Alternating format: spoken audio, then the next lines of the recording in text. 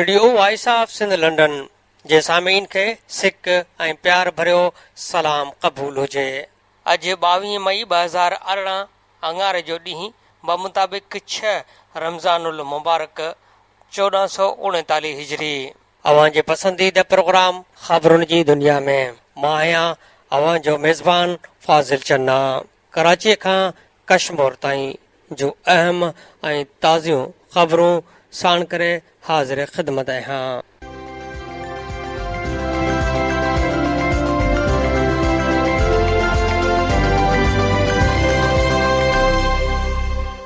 अॼु जी अहम ख़बर आहे त काल केतिरे ई अरसे खां गिरफ़्तार करे गुम कयल माण्हुनि जी आज़ादीअ लाइ voice for missing person Sindh जे ऐलानियल बुख हड़ताल ॿिए ॾींहुं बि कराची प्रेस क्लब आॾो जारी रही। नियाणियुनि जे तज़लील बैदि मीडिया ऐं सोशल नेटवर्क्स ते सख़्तु रद्द अमल अचण खां पोइ सिंध हुकूमत बि एहतजाज कंदड़ नियाणियुनि वटि अचण लाइ मजबूर थी वई। काल घरू खाते जो सूबाई वज़ीर सोहेल अनवर सियाल ऐं इतलात वारो वज़ीर सैयद नासिर शाह कराची प्रेस क्लब अॻियां एहतजाजी कैंप ते पहुता, जिते लापता माण्हुनि जे नियाणियुनि सूबाई वज़ीर अॻियां ज़ुल्म जा दास्तान बयानु कया। मुसलसल एहतजाज कंदड़ नियाणियुनि तनवीर आरेजो, सोरठ लोहार, ससुई लोहार, नीलम आरेजो, सिंधु चांडियो ऐं ॿियनि पंहिंजा प्यारा गुम थियण ख़िलाफ़ दाऊं कयूं, जॾहिं त सूबाई वज़ीर खेनि चयो त असांखे ॿुधायो छा मसइलो आहे। त तनवीर आरेजो जज़्बाती अंदाज़ में चयो त समूरी दुनिया खे ख़बर आहे, पर अफ़सोस त अञा तव्हांखे का ख़बर ई नाहे। हिन चयो त असांखे अदालतुनि मां इंसाफ़ नथो मिले, पुलिस बि का ॻाल्हि नथी ॿुधे, पुलिस जी मौजूदगी में नियाणियुनि जा कपिड़ा फाड़िया वञनि था। असां चऊं था त जेकॾहिं असांजो को माण्हू तव्हांजो ॾोहारी आहे त उनखे गिरफ़्तार करे केस हलायो। असांजा माण्हू बेगुनाह आहिनि, तंहिं करे उन्हनि ते केस दाख़िल नथो कयो वञे। तव्हां जेको आइन ठाहियो आहे त उन ते अमल करायो। तव्हां हुकुमरान असांजी तज़लील जो इंतज़ारु पिया करियो। 14 महीननि खां दरबदर आहियूं। असां कंहिंखे ॿुधायूं, कंहिंखे दाह ॾियूं। अंधेर नगरी लॻी पई आहे। हिन जज़्बाती थींदे चयो त चूंडूं वेझो आहिनि, तव्हां सम्झो था त तव्हांखे वोट ॾींदासीं। हाणे तव्हांखे वोट न मिलंदा, हिकिड़ो माण्हू वापसि कराईंदा तॾहिं हिकु वोट मिलंदो। हिकु माण्हू एवज़ हिकु वोट ॾींदासीं, न त वोट न मिलंदा। हिन चयो त वॾो वज़ीर बि ख़ामोश आहे, जॾहिं त ससुई लोहार पंहिंजी तज़लील ऐं कपिड़ा फाटण बाबति ॿुधाईंदे लुड़क लाड़े वेठी। हिन चयो त असांजी हिफ़ाज़त हुकूमत जी ज़िमेवारी आहे, पर सिंध हुकूमत खे असांजी का बि परवाह न आहे। उन मौक़े ते सोहेल अनवर सियाल चयो त पीपी चेयरमैन बिलावल भुट्टो ज़रदारी जे ख़ासि हिदायतुनि ते असीं हिते पहुता आहियूं। मुंहिंजी ऑफ़िस खुलियलु आहे, का बि रंडक न आहे, हर को अची मिली सघे थो।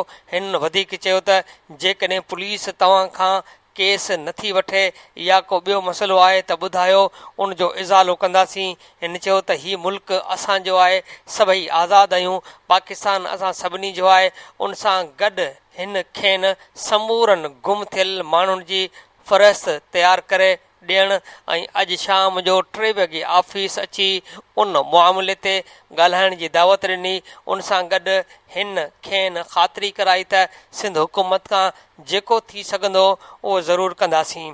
असीं भरपूर कोशिशि करियूं था त खंभे गुम कयलनि जी आज़ादीअ लाइ पंहिंजो को किरदारु अदा करियूं। उन सां गॾु घरू वज़ीर चयो त मूंखे बि धाड़ेल अगवा करे विया हुआ, थी सघे थो त तव्हांजे भातियुनि खे बि धाड़ेल अगवा कयो हुजे ऐं तव्हां शक कंहिं ॿिए ते करे रहिया हुजो। अहिड़ी ॻाल्हि जे गुम थियलनि जे नियाणियुनि सख़्तु मुज़म्मत कई ऐं चयो त छा सिंध मां समूरनि गुम थियलनि खे धाड़ेल अगवा करे विया आहिनि, जंहिं बैदि माहौल जज़्बाती थी वियो। तशदुद ऐं लापता माण्हुनि जी आज़ादीअ लाइ सिंध जे मुख़्तलिफ़ क़ौम परस्त पार्टियुनि जी क़यादत में एहतियाजी कैंप ते पहुती शागिर्दनि, वकीलनि, सिविल सोसाइटी, इंसानी हक़नि जे अॻवाननि ऐं सियासी कारकुननि बि शिरकत कई। SUP अॻवान सैयद ज़ैन शाह, AGP जो अमानुल्ला शेख, एडवोकेट STP अॻवान हमीद मेमन, जिस्म अॻवान ख़ालिक जुणजो, जिस्कम अॻवान अमीर आज़ाद पंवर, SNP अॻवान अमीर बंबरो, सीनियर सहाफ़ी दस्तगीर भट्टी, नूर अहमद मेमन, अवामी वर्कर्स पार्टी जे अॻवान बख़्शल थल्लो, जसकम अॻवान नियाज़ कालाणी, इलाही बख़्श सिविल सोसाइटी ऐं समाजी अॻवान शहरबानू शीरीन खोखर, अदीब ताज जोयो, पुनल सारियो, समी मेमन, असगर बाग़ी, ख़ैर मोहम्मद मक्सी, एजाज़ सामटियो, मसूद शाह, सूर्या सिंधी, मुस्तफ़ा चांडियो ऐं ॿियनि बि शिरकत कई। जॾहिं त खंबे गुमकियल साबिर चांडियो जी अमड़, रज़ा जरवार जे भाइटे समेत कैंप ते वेठल 60 खां वधीक खंबे गुमकियल ख़ानदान जा माण्हू मौजूदु हुआ। ॿिए तरफ़ गुमकियल माण्हुनि जी बाज़ियाबीअ लाइ संदन वारिस नियाणियुनि ते कराचीअ में तशदुद ख़िलाफ़ सिंध जे मुख़्तलिफ़ शहरनि में एहतियाती मुज़ाहिरा कया विया। उन ॾिस में हैदराबाद में वकीलनि प्रेस क्लब साम्हूं एडवोकेट असलम लिक़ारी ऐं सरमद जी अॻवानी में मुज़ाहिरो कयो वियो। होॾां शागिर्दनि स्टूडेंट्स एक्शन कमेटीअ पारां काशिफ भुट्टो, केसर सहतो, अरशद सोलंगी, सोहेल भुट्टो ऐं अमान सोहो जी अॻवानीअ में मुज़ाहिरो कयो वियो। टंडो जाम में शागिर्द एक्शन कमेटी पारां सोहेल भुट्टो ऐं महबूब जतोईअ जी अॻवानीअ में प्रेस क्लब टंडो जाम अॻियां एहतियाती मुज़ाहिरो कयो वियो। बदीन में सिविल सोसाइटीअ पारां तारिक मेमन, मंज़ूर आरीसर ऐं ॿियनि जी अॻवानीअ में प्रेस क्लब अॻियां एहतियाती मुज़ाहिरो कयो वियो। कंबर में यूथ फोरम तरफ़ां अयाज़ बुरड़ो, नबील सुमरो, बख़्त भुट्टो, मंठार गोपांग, महताब शेख, मीर मुर्तज़ा चांडियो, अली रज़ा मुग़ेरी एहतियाज कयो। मीरपुर ख़ास में SUP पारां मंज़ूर मेमन, मोहम्मद ख़ान मरी, लाला अज़हर पठान ऐं उबैद बंगलानी प्रेस क्लब अॻियां एहतियाती मुज़ाहिरो कयो। ठठो में इक़बाल जाखरो, मंसूर जलालानी, रमज़ान मेमन, तारिक अमर अब्बासी, ग़ुलाम मुजतबा ख़ुश्क, नसरीन सुमरो, मामा इसहाक ख़ुश्क जी अॻवानीअ में एहतियाती मुज़ाहिरो थियो। लाड़काने में सिंध नेशनल पार्टीअ पारां यसार संदेलो, अयान सोलंगी, सईद तुनियो, आरिफ अबड़ो, रियाज़ लाशारी जी GM ख़ासकेली, सुनील कुमार, रियाज़ मेतलो, मोहम्मद अली अबड़ो जी अॻवानीअ में नेशनल हाउस खां एहतियाती रैली कढी वई।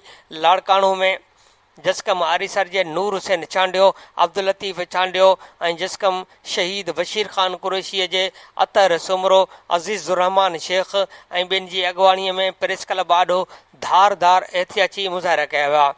गुलाब लिग़ारीअ में गुमकियल हैदर खोसे जे वारसनि ज़ुल्फ़कार खोसो ऐं संदसि अमड़ फ़ातिमा खोसो जी अॻवानीअ में वात ते कारियूं पटी ॿधी हथनि में प्ले कार्ड खणी प्रेस क्लब अॻियां एहतियाती मुज़ाहिरो करे धरणो हयो। टंडो बागो में क़ौमी अवामी तहरीक ऐं सोशल वर्कर्स पारां जुमन शाह ऐं बशीर मेमन जी अॻवानीअ में एहतियाज थियो।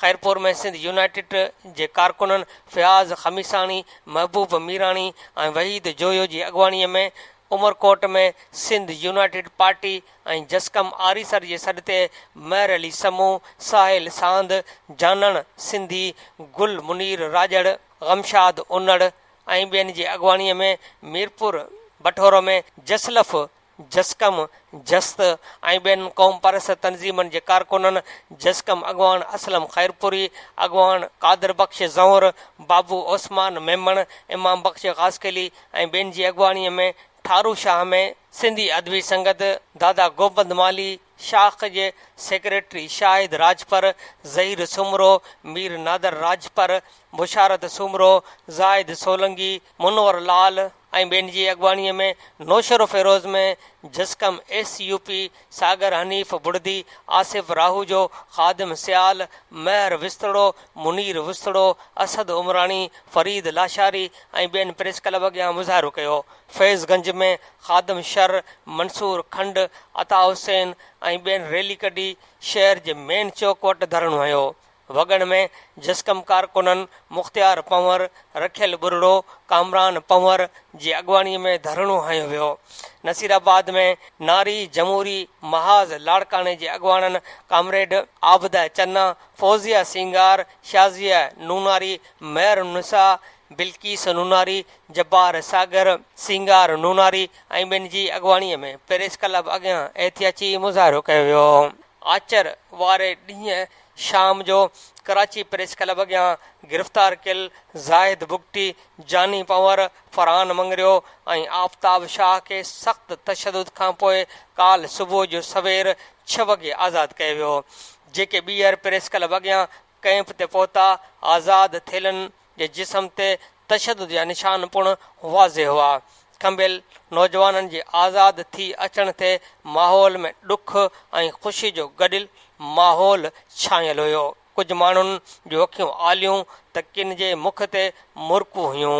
आज़ाद थी कैंप ते पहुचण बैदि तनवीर आरेजो, सोरठ लोहार, ससुई लोहार ऐं नीलम आरेजो चयो त मोटी आयलनि जी असांखे पंहिंजे प्यारनि जेतिरी ख़ुशी आहे, छो जो हिननि बि असांजी तज़लील ख़िलाफ़ मज़ामत कई। असीं समूरनि साथ ॾींदड़नि खे पंहिंजे वजूद जो हिसो सम्झियो आहे। ताज जोयो समेत कैंप ते मौजूदु समूरनि माण्हुनि आज़ाद थियलनि खे भाकुर भरे चुमियूं अर्पियूं।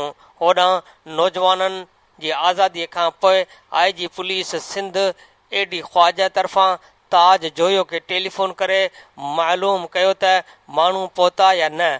उन सां गॾु IG तरफ़ां एहतजाज कंदड़नि लाइ पैगाम ॾिनो त कैंप ते पाकिस्तान ख़िलाफ़ नारा न हयां वञनि। एहतजाज करणु उन्हनि जो हक़ आहे, पर मुल्क ख़िलाफ़ नारा न लॻाइण घुरिजनि। जॾहिं त कैंप ते पहुतल सूबाई घरू वज़ीर सोहेल अनवर सियाल बार बार पुछा कंदो रहियो त IG तव्हांखे छा चयो आहे। Communist of Pakistan J secretary general comrade इमदाद काज़ी चयो आहे त गुम कयल कारकुननि जे वारसनि तरफ़ां कराची प्रेस क्लब अॻियां बुख हड़ताली कैंप ते पुलिस ऐं रेंजर्स तरफ़ां चढ़ाई करे औरतुनि ते तशदुद करे गिरफ़्तारियूं करण जी मुज़मत कयूं था। इहो अमल सिहोनी दहशतगर्दनि वारो आहे। जारी कयल बयान में हिन वधीक चयो त गिरफ़्तार कयल कारकुननि खे फ़ौरन आज़ादु कयो वञे, पुरअमन एहतजाज ते हमिलो कंदड़ अहलकारनि ख़िलाफ़ कार्रवाई कई वञे। मुल्क में चूंडियल हुकूमतुनि ऐं नाम निहाद जमूरियत हूंदे मुल्क खे पोयां वेही आमराना क़ुवतूं हलाए रहियूं आहिनि। सियासी, समाजी ऐं इंसानी हक़नि जे कारकुननि खे अगवा करे गुम कयो पियो वञे, जंहिं ते एहतजाज करण जो हक़ बि खसियो पियो वञे। रियासत जो इहो रवैयो फाशिस्ट आहे, जंहिं सां अवामी एहतजाज वधीक ताक़तवर थींदो। कम्युनिस्ट पार्टी मुतालबो थी करे त गुम कयल माण्हुनि खे ज़ाहिर कयो वञे। जेकॾहिं उन्हनि जो को ॾोह आहे त उन्हनि खे अदालतुनि में पेश कयो वञे। क़ौमी अवामी तहरीक जे मरकज़ी सदर अयाज़ लतीफ़ पली जे गुमशुदगियुनि ख़िलाफ़ एहतजाज कंदड़ सोरठ लोहार, तनवीर आरेजो, ससुई लोहार, शीरीन खोखर ऐं ॿियनि औरतुनि तोड़े कारकुननि ते तशदुद ऐं गिरफ़्तारियुनि जी मुज़मत कंदे चयो आहे त मुल्क जे कंहिं बि शहरीअ खे बिना ॾोह ऐं बिना क़ानूनी घुर्जुनि जे गिरफ़्तार नथो करे सघिजे। रज़ा जरवार, ख़ादिम आरेजो, इनाम अब्बासी ऐं हिदायत लोहार समेत खंबे गुम कयल सियासी कारकुननि, लेखकनि आज़ादु कयो वञे, या जेकॾहिं उन्हनि ते केस आहिनि त उन्हनि खे अदालत में पेश कयो वञे। सिंध में इख़्तिलाफ़ राय जो आलमी हक़ इस्तेमालु कंदड़ सियासी कारकुननि, लेखकनि ऐं एक्टिविस्ट खे खंबे गुम करणु इंसानी हक़नि जी भंजकड़ी आहे। PP हुकुमरान, ख़राब हुकुमरानी, बेरोज़गारी, करप्शन, ज़ुल्फ़ाराबाद ऐं मेरठ जी लताड़ जहिड़नि अहम तरीन मामलनि तां अवाम जो ध्यानु हटाइण लाइ इंसानी हक़नि जे संगीन भंजकड़ियुनि ते ख़ामोश आहिनि। अयाज़ लतीफ़ पली जे शहरियुनि जे वफ़ा सां ॻाल्हाईंदे वधीक चयो त पाकिस्तान जे आइन जा आर्टिकल 4, 9, 10, 14, 10A ऐं 25 मुल्क में क़ानून जे हुकुमरानी, अणधुरी ऐं ट्रांसपेरेंट ट्रायल, आम शहरियुनि जे तहफ़ुज़, इज़त नफ़्स जे तहफ़ुज़ ऐं बराबरीअ जो हक़ ॾियनि था। इख़्तिलाफ़ राय जो आलमी हक़ इस्तेमालु कंदड़ सियासी कारकुन, लेखक ऐं ॿिया जेके न ॾोहारी आहिनि, पर हिननि जो ॾोह उहो आहे त हू पंहिंजा क़ौमी हक़ ऐं तारीख़ी कुदरती वसीला चाहीनि था। उन करे हिननि खे खंबे गुम करे इंसानी हक़नि जी भंजकड़ी कई वञे थी। अवामी तहरीक जे मरकज़ी कमेटी जो इजलास अवामी तहरीक जे मरकज़ी सदर डॉक्टर रसूल बख्श ख़ासकली जी सदारत में पलीजो हाउस कासमाबाद हैदराबाद में थियो, जंहिंमें एडवोकेट GN खोसो, एडवोकेट वसंत थरी, नूर अहमद कातियार, मेहरान दर्स, अब्दुरहमान समू, सत्तार गोपांग, एडवोकेट इबरार अबड़ो, डॉक्टर दिलदार लिगारी, दयाल सहराई, मनान शेख, कयूम भुट्टो ऐं ॿियनि अॻवाननि शिरकत कई। इजलास में फ़ैसिलो कयो वियो त सिंध बचायो सुजाॻी मार्च जो टियों मरहलो रमज़ान बैदि फ़ौरन शुरू कयो वेंदो। 7 जुलाई खां 10 जुलाई ताईं सांगड़, नवाबशाह ऐं ॿियनि ज़िलनि में हूंदो। कराची में 30 जून ऐं 1 जुलाई, मिठी ऐं उमरकोट ज़िलनि में 13 ऐं 14 जुलाई ते सिंध बचायो सुजाॻी मार्च कयो वेंदो। मरकज़ी कमेटी में मेंबर तौरु सूमार हालेपटो आरिफ जूणेजो खे खंयो वियो। अवामी तहरीक जे मरकज़ी इजलास खे ख़िताब कंदे अवामी तहरीक जे मरकज़ी सदर डॉक्टर रसूल बख्श ख़ासकली चयो त पंजाब जे हुक्मरान टोले चश्मा, जहलम लिंक कैनाल ऐं तोसा पंजरंद धाड़ेल वाह ज़बरदस्ती वाहे सिंध में पाणीअ जी हथरादू खोट पैदा कई आहे। हिन कराचीअ में नियाणियुनि ते कानून लागू कंदड़ इदारनि तरफ़ां तशदुद करण जी मज़म्मत कंदे चयो त मुल्क जे हर फ़र्द खे इज़हार जी आज़ादी ऐं पुरअमन एहतिजाज करण जो हक़ हासिल आहे। आइन, कानून ऐं बुनियादी इंसानी हक़नि जे संगीन तौहीन कंदे कराची में नियाणियुनि खे तशदुद जो निशानो बणायो वियो। जेकॾहिं कंहिं फ़र्द ते इल्ज़ाम आहिनि त उनखे अदालतुनि में पेश कयो वञे। Women action forum Hyderabad chapter कराचीअ में मिसिंग पर्सन जी बाज़ियाबीअ लाइ लॻायल कैंप ते थियल पुलिस जे तशदुद जी सख़्त लफ़्ज़नि में मुज़म्मत कंदे चयो आहे त वेफ गुमशुदा थियल माण्हुनि जे बाज़ियाबीअ लाइ एहतियाज कंदड़नि सां गॾु आहे। वेफ मुल्क जे समूरनि गुम थियल माण्हुनि जी आज़ादी जो मुतालबो करे थी। हीउ मसइलो रुगो इंसानी हक़नि जी भञकड़ीअ ताईं महदूद न थियणु घुरिजे, पर गुम थियल समूरनि माण्हुनि खे बाज़ियाब कयो वञे। सखर मां ख़बर आहे त सखर पुलिस 4 ॾींहं गुज़री वञण बावजूदि पोरित मुमताज़ उर्फ़ मंगणे जो जे क़तल केस में नामज़द कयल पुलिस अहलकारनि तोड़े छोहारा मंडीअ जे वापारी भाउरनि खे गिरफ़्तार नाहे कयो। कातिलनि जी गिरफ़्तारीअ बदिरां पुलिस पोरित जे कातिल टे भाइयुनि खे बचाइण लाइ मक़तूल जे वारसनि खे धमकियूं ॾियणु शुरू करे छॾियूं आहिनि। सकर पुलिस जी फरमाइश ते SSP ख़ैरपुर मक़तूल मुमताज़ मंगणे जो क़तल केस जे फरियादी पीरल मंगणे जो जे पीउ पुलिस कांस्टेबल पिंजल पुट दुरमोहम्मद मंगणे जो खे गिरफ़्तार कराए लाकअप कराए छॾियो आहे। मीडिया सां ॻाल्हाईंदे क़तल केस जे फरियादी पीरल मंगणे जो ॿुधायो त SSP सखर अमजद शेख संदसि चाचे मुमताज़ मंगणे जो जे कातिल पुलिस एहलकारनि खे कानून जे पकड़ खां बचाइणु चाहे थो। उन सिलसिले में पुलिस पारां केस तां हथ खणण लाइ खेनि धमकियूं ॾिनियूं पियूं वञनि। हिन ॿुधायो त काल SSP ख़ैरपुर शब्बीर सेठार मुंहिंजे पुलिस एहलकार पीउ पिंजल मंगणे जो खे बहाने सां पंहिंजी ऑफिस घुराए धमकियूं ॾिनियूं त पंहिंजे पुट खे चओ त मुमताज़ मंगणे जो केस तां हथ खणे, ॿी सूरत में तोखे नौकरीअ मां बरतरफ़ करे केसुनि में फासाए छॾींदासीं। केस तां हथ खणाइण खां इनकार करण ते SSP पारां मुंहिंजे पीउ खे क्वार्टर घाट कयो वियो, जेको लाकअब आहे। पीरल मंगणे जो ॿुधायो त SSP सखर अमजद शेख मुंहिंजे चाचे मुमताज़ जे कातिल पुलिस एहलकारनि खे बचाइणु चाहे थो। SSP सखर जे चवण ते SSP ख़ैरपुर मुंहिंजे पीउ खे लाकअप करायो आहे। हिन ॿुधायो त चाचे मुमताज़ जे कातिलनि जे अदम गिरफ़्तारी ऐं पुलिस जे धमकियुनि ख़िलाफ़ अॼु Sindh high court Sukkur bench में पिटीशन दाख़िल कराईंदासीं। हिन chief justice Sindh high court ऐं IG सिंध खां मुतालबो कयो त संदसि पोरित चाचे मुमताज़ जे नाहक खून जो नोटिस वठी संदसि कातिल पुलिस एहलकारनि ऐं वापारियुनि खे गिरफ़्तार कराए साणनि इंसाफ़ कयो वञे।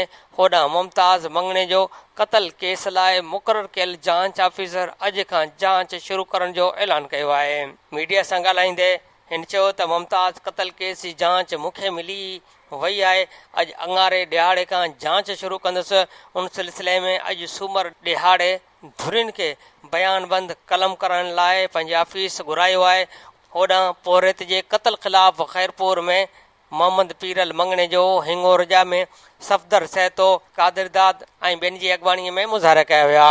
कराची जी अहम ख़बर आहे त हैदर मंज़ल कराची में काल सिंध यूनाइटेड पार्टी ऐं तहरीक इंसाफ़ जो गॾियल इजलास थियो, जंहिंमें सिंध यूनाइटेड पार्टीअ जे मरकज़ी सदर सैयद जलाल महमूद शाह, सीनियर नायब सदर सैयद ज़ैन शाह, जनरल सेक्रेटरी रोशन अली बुरड़ो ऐं इंफॉर्मेशन सेक्रेटरी अमीर अली थेबो शिरकत कई। जॾहिं त पाकिस्तान तहरीक इंसाफ़ तरफ़ां डॉक्टर आरिफ अलवी, लियाकत अली जतोई, इफ्तिखार हुसैन सूमरो, मुश्ताक जतोई ऐं ख़ालिद राजपर शिरकत कई। इजलास में मुल्क ऐं ख़ासि तौर सिंध में बदउनवानी बदतरीन हुक्मरानीअ ते अफ़सोस जो इज़हार कंदे चयो वियो त ईमानदार क़यादत ऐं जमायतूं इक़्तिदार में न अचण ताईं बहितरीअ जी का बि उमेद नथी करे सघिजे।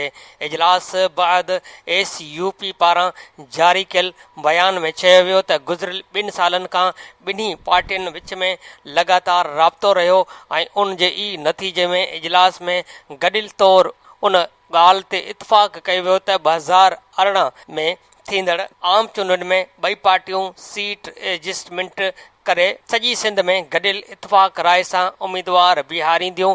ॿिन्ही पार्टियुनि जी क़यादत उन ॻाल्हि ते बि इतफ़ाक़ कयो त सिंध में पीपल्स पार्टीअ जे ख़राब हुक्मरानी ऐं करप्शन सबबि सिंध तबाह थी चुकी आहे ऐं बेरोज़गारीअ सबबि सिंध जो अवाम बुख ऐं बेरोज़गारी ऐं ज़िलत वारी ज़िंदगी गुज़ारे रहियो आहे। SUP ऐं PTI करप्शन ख़िलाफ़ मुसलसिल जिदोजहद करे रहियूं आहिनि। हिक ॿिए सां हम आहंगी ऐं वेझड़ाइप हुअण सबबि सिंध खे हिकु गॾियल प्लेटफॉर्म फ़राहम करण लाइ सिंध जे अवाम वटि वेंदियूं ऐं उमेद था करियूं त सिंध जो बाशऊर अवाम पंहिंजे बहितर मुस्तक़बिल ऐं शफ़ाफ़ हुक्मरानीअ लाइ असांजो साथ ॾींदो। इजलास में गॾियल तौर इहो बि मुतालबो कयो वियो त आसिफ़ ज़रदारी ऐं उन जे हवारियुनि जो आम चूंडुनि खां अॻु एहतसाब थियणु घुरिजे, जेको मुल्क जे वसी मुफ़ाद ऐं शफ़ाफ़ जमहूरियत लाइ निहायत लाज़मी आहे। लाड़काणे मां अहम ख़बर आहे त बाकराणी पुलिस मुक़ाबिलो ॼाणाए नौजवान खे गोली हणी मारे छॾियो। रिपोर्ट मूजिबि बाकराणी पुलिस दावा कंदे चयो आहे त फुर इरादे सां बीठल ॾोहारियुनि सां मुक़ाबिलो थी पियो, जंहिंजे नतीजे में जवाबदार ख़ालिद अबड़ो पुलिस सां मुक़ाबले में मारिजी वियो। जॾहिं त उन सिलसिले में SSP लाड़काणे जे तर्जुमान पारां पिणु जारी कयल बयान में दावा कई वई त बाकराणी थाणे जे हद में पीर मुसाफ़िर शाह भरिसां फुर जी वारदात जी इतलाह ते पुलिस पहुती, जंहिं दौरान ॾोहारियुनि ऐं पुलिस में दू बदू मुक़ाबिलो थियो। फायरिंग जे नतीजे में ॾोहारी ख़ालिद अबड़ो मारिजी वियो। ॿिए तरफ़ वाक़े ख़िलाफ़ मारिजी वियल ख़ालिद अबड़ो जे भाउ अख़्तियार अबड़ो, घरवारी मूमल ख़ातून अबड़ो, हुज़ूर ख़ातून अबड़ो, ग़ुलाम हुसैन अबड़ो ऐं ॿियनि मोहन जो दड़ो रोड ऐं लाड़काणो SSP ऑफिस अॻियां अलॻि अलॻि एहतिजाज कंदे इंसाफ़ जो मुतालबो कयो। होॾां SSP लाड़काणो तनवीर अली तुनियो वारसनि जे एहतिजाज जो नोटिस वठंदे SHO बाकराणी नूर मोहम्मद जखरो खे मुअतल करे अहिड़े वाक़े जी जांच जो DSP लाड़काणो लियाकत अब्बासीअ खे हुकुम ॾेई छॾियो आहे। मुबैना मुक़ाबले में मारियल नौजवान जे भाउ अख़्तियार अबड़ो साफ़िन अॻियां दाहींदे काल सुबुह जो बाकराणी थाणे जे पुलिस घरनि में घिड़ी 3 ॼणनि ख़ालिद अबड़ो, मीर हसन अबड़ो ऐं मुर्तज़ा अबड़ो खे गिरफ़्तार करे खणी वई, जंहिं बैदि ॻोठ अथर अबड़ो में जड़तो मुक़ाबिलो ॼाणाए ख़ालिद अबड़ो खे बेदर्दीअ सां क़तल कयो। हिन ॿुधायो त असांजे मुख़ालिफ़नि मोहम्मद अली, क़ुर्बान अली, मुमताज़ अली, अलाह ॾिनो गाज़ी अबड़ो वारनि सां पुराणो ज़मीनी तकरार हलंदड़ आहे, जिन पुलिस खे पैसा ॾेई असांजे हमराह खे जड़तो मुक़ाबले में माराए छॾियो आहे। हिननि चयो त उनखां अॻु बि असांजे मुख़ालिफ़नि 10 वेसा ज़रई ज़मीनी तकरार तां मुज़फ़र अबड़ो, अब्दुरहमान अबड़ो, मुख़्तियार अबड़ो, बरकत अबड़ो, सोहिणू अबड़ो समेत 5 ॼणनि खे क़तल कयो हो। हींअर ख़ालिद अबड़ो खे माराए असां सां ज़ुल्म कयो वियो आहे। लाड़काणो भरिसां मुबैना पुलिस मुक़ाबले में मारिजी वियल ख़ालिद अबड़ो खे लाड़काणो पुलिस ॾोहारी करार ॾींदे संदसि क्रिमिनल रिकॉर्ड जी जांच जे लाइ मुख़्तलिफ़ थाणनि जी पुलिस खे हुकुम ॾिनो वियो आहे। पुलिस जो चवणु आहे त ख़ालिद अबड़ो लाड़काणू पुलिस खे मुख़्तलिफ़ केसनि में घुर्बल हो, जॾहिं त पुलिस पारां जारी कयल प्रेस बयान में ॼाणायो वियो आहे त जॾहिं त ॾोहारीअ जी पुलिस मुक़ाबले में मारिजी वञण वारो इतला IG सिंध एडी ख्वाजा ऐं DIG लाड़काणू अब्दुल्ला शेख खे ॾिनो वियो आहे। पुलिस हथां मारिजी वियल नौजवान ख़ालिद अबड़ो मुतालिक़ ॿुधायो वञे थो त नौजवान PTI अॻवान आदिल अल्ताफ़ ओनड़ जो मुंशी हो। होॾां नौजवान जो मढ़ पोस्टमार्टम बैदि वारसनि हवाले कयो वियो। लाश घर पहुचण ते कोहराम मची वियो। वारिस संदसि मड़ खे चंबड़ी ज़ारो क़तार रोईंदा रहिया। कराची जी अहम ख़बर आहे त सिंध हाई कोर्ट में केस जी सुनवाईअ दौरान कमीशन चयो त पहिरियां मौजूदु आबादीअ खे पाणी फ़राहम करियो, पोइ वधीक अॾावतूं करियो। कमीशन चयो त 8 करोड़ ख़र्च करे हिकु शख़्स प्लाट वठे थो, पर पाणी पोइ बि ख़रीद करणो पवे थो। छा इहा DHA जे माण्हुनि सां ज़्यादती नाहे? कमीशन DHA अमलदारनि खे हुकुम ॾिनो त हलफ़नामो जमा करायो त डिसंबर 2018 ताईं सेवरेज लाइन हटायूं वेंदियूं। एडिशनल एडवोकेट जनरल चयो त DH फेज़ 1 खां 7 ट्रीटमेंट प्लांट बाबति वज़ाहत जमा कराई वेंदी। कमीशन क्रिक वेस्टा पोएं पासे में सेवरेज जी पाइप लाइननि खे 6 महीननि में हटाइण जो हुकुम ॾेई छॾियो। ॿिए पासे अटॉर्नी जनरल जी अपील ते डिसंबर ताईं समूरियूं सेवरेज लाइन समुंड खां हटाइण जो हुकुम ॾिनो वियो। कमीशन DHA ऐं कंटोनमेंट खे 28 मई ताईं हलफ़िया दस्तावेज़ जमा कराइण जो हुकुम ॾींदे चयो त पीअण जो पाणी नाहे त वधीक आबादी ऐं अॾावतूं छो वधाए रहिया आहियो।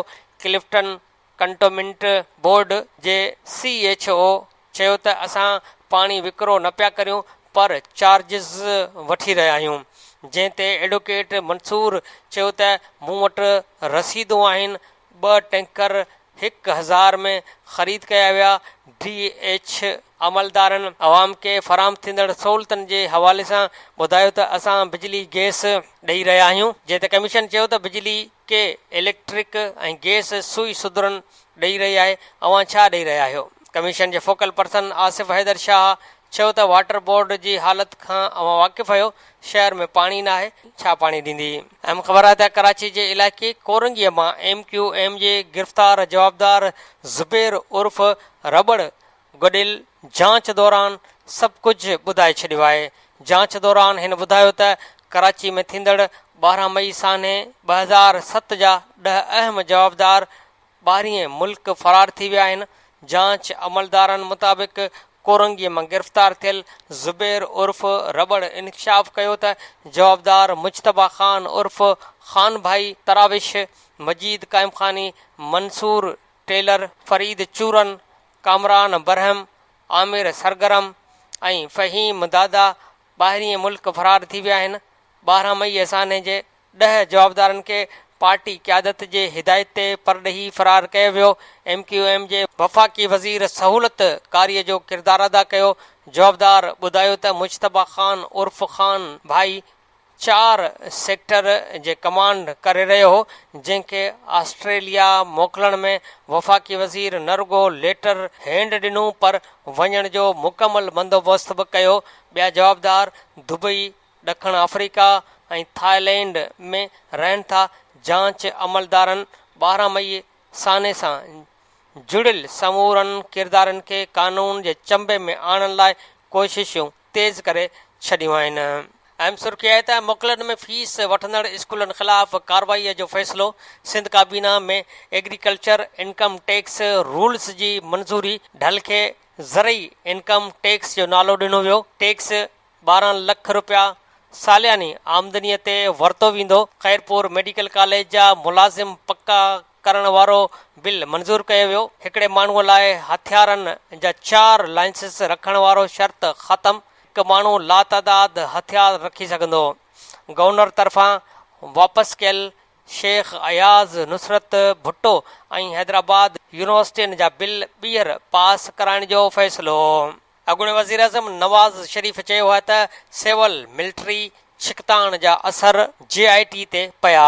MIA ISI जे ऑफिसरनि जो JIT जो हिसो बणजण गैर मुनासिब हो। परवेज़ मुशर्रफ ख़िलाफ़ गद्दारी केस खां पोइ लाॻापा वधीक ख़राब थिया। सुप्रीम कोर्ट जे फ़ैसिले सां मुंहिंजे फेयर ट्रायल जो हक़ मुतासिर थियो। JIT जे मेंबरनि ते एतिराज़ हो। इहो मूं अॻु बि रिकॉर्ड करायो। वाजिद ज़िया बि धुर हो। JIT शायदि मुख़्तलिफ़ खातनि मां मख़सूस दस्तावेज़ गॾु कया, उन करे JIT जी जांच हिक तरफ़ी हुई। अहम सुर्ख़ी आहे त निगरान वज़ीर आज़म जा 10 उम्मीदवार हतमी नालनि जो ऐलान अॼु थींदो। सियासी पार्टियूं पंहिंजा नाला साम्हूं आणे छॾिया। अॼु वज़ीर आज़म ऐं अपोज़िशन लीडर जे मुलाक़ात में निगरान वज़ीर आज़म लाइ नाले जो ऐलान कयो वेंदो। शमशाद अख्तर, मलिह लोधी, ज़का अशरफ, जलील अब्बासी, अब्दुल्ला हुसैन हारून, तसद्दुक़ हुसैन, इशरत हुसैन, सलीम अब्बास जीलानी, नासिरुल मुल्क ऐं अब्दुर्रज़ाक दाऊद जा नाला शामिल आहिनि। शमशाद अख्तर जे निगरान वज़ीर आज़म ऐं मलिह लोधीअ जे परॾेही वज़ीर थियण जा इम्कान आहिनि। ज़रिया तहरीक इंसाफ़ पीपल्स पार्टी जी तजवीज़ कयल नालनि खे रद्द करे छॾियो। अहम सुर्ख़ी आहे त इलेक्शन कमीशन चूंडनि लाइ 3 तारीख़ूं तजवीज़ करे छॾियूं आहिनि। 25, 26 ऐं 27 जुलाई जी तजवीज़ वारी समरी सदर ॾांहुं रवानी कई वई आहे। सदर उन 3 तारीख़नि मां कंहिं हिकु तारीख़ जी मंज़ूरी ॾींदो। इलेक्शन कमीशन चयो आहे त फ़ौज या रेंजर्स जी मुक़ररी जो फ़ैसिलो न थियो आहे। इलेक्शन कमीशन चयो त हसास पोलिंगनि ते सिर्फ़ CCTV कैमराऊं लॻायूं वेंदियूं। चूंड लिस्टूं तयारु आहिनि। 16 करोड़ 42 लख 67,000 रजिस्टर्ड वोटर आहिनि जेके पंहिंजे वोट जो हक़ अदा कंदा। निजी TV मूजिबि वज़ीर आला पंजाब शहबाज़ शरीफ़ जे नाठी अली इमरान यूसुफ खे नेब 5 भेरा तलब कयो हो, पर हू सिर्फ़ हिकु भेरो पेश थियो आहे। उन दौरान बि हू सवालनि जा जवाब ॾियण में नाकाम रहियो आहे। जंहिं बैदि अली इमरान सवालनि जा जवाब ॾियण लाइ 3 मई ताईं वक़्तु घुरियो हो।